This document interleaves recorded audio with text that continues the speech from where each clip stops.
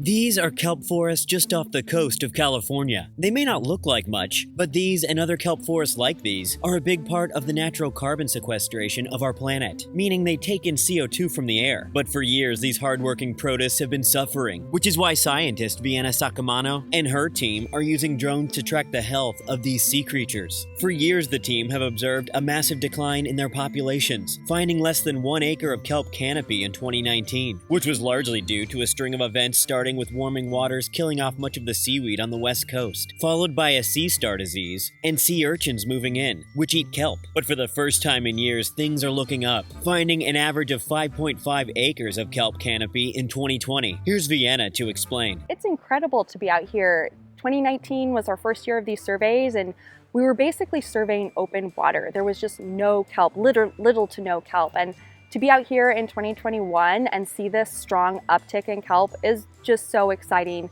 as a scientist. The kelp canopies are still below historical averages, but the team say they're optimistic about the future, adding that with their drones, they'll be able to track and identify what they call kelp strongholds, or areas we need to preserve to help these kelp populations survive.